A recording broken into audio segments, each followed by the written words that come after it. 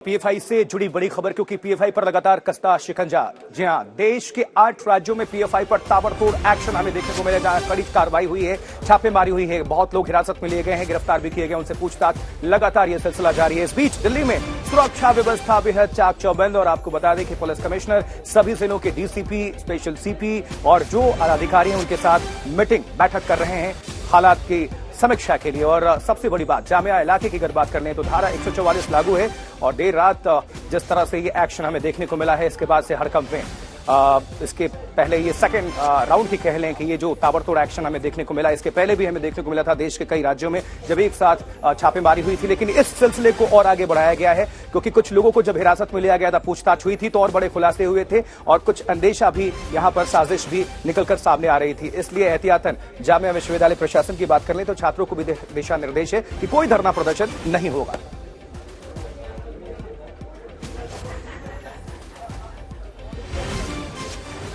तो किस तरह से एक्शन लगातार जारी है, अर्पिता?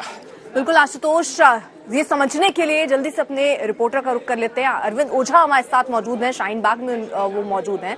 अरविंद, जहां पर आप हैं, धारा 144 की भी बात कही जा रही थी, लोगों को रोकने की बात भी हो रही थी, प्रदर्शन कहीं ना हो जाए, ये डर था और इसीलिए सुरक्षा चाक चौबंद की गई थी। किस तरीके की तैयारी आप देख पा रहे हैं ग्राउंड पर?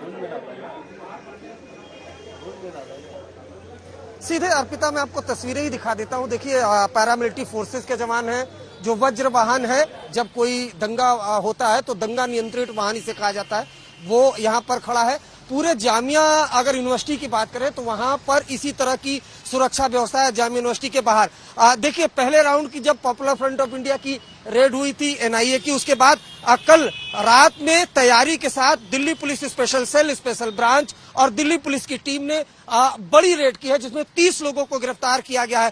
30 मोबाइल फोन, इलेक्ट्रॉनिक डिवाइस वो रिकवर हुए हैं। लेकिन लगातार जिस तरह से रेड हो रही है, पॉपुलर फ्रंट ऑफ इंडिया का एक विंग भी है, student wing, campus front of India, जो ज्यादातर यूनिवर्सिटी और कॉलेज में मौजूद रहता है। तो एजेंसीज को आशंका थी कि कहीं ऐसा न हो कि छात्रों को उकसाकर उनकी आड़ में प्रदर्शन किया जाए। ये इस इनपुट के बाद दिल्ली पुलिस ने 19 सितंबर से 17 नवंबर तक जामिया नगर इलाके में 144 धारा लागू कर दी है। मशाल जुलूस, कैंडल मार्च, इन सब पर किसी भी पाबंदी प्रकार है। की जुलूस निकालने की इजाजत यहाँ पर नहीं है और सुरक्षा भी चाक चौबंद की गई। बहुत बहुत शुक्रिया अरविंद तमाम जानकारी के लिए। दिल्ली में पीएफआई के ठिकानों पर छापा मारा गया है, जिसमें 30 लोगों की अब तक की गिरफ्तारी की जानकारी मिल रही है। धारा 144 लगा दी गई है और ये जांच पड़तालें लगातार जारी है। हमारे संवाददाता अमित भारद्वाज की रिपोर्ट आप देखिए। पॉपुलर फ्रंट ऑफ इंडिया के देशव्यापी नेटवर्क पे केंद्रीय जांच एजेंसियों का शिकंजा लगातार बढ़ता जा रहा है। राउंड 2 के रेड्स और अरेस्ट का दौर आज रात को शुरू हुआ।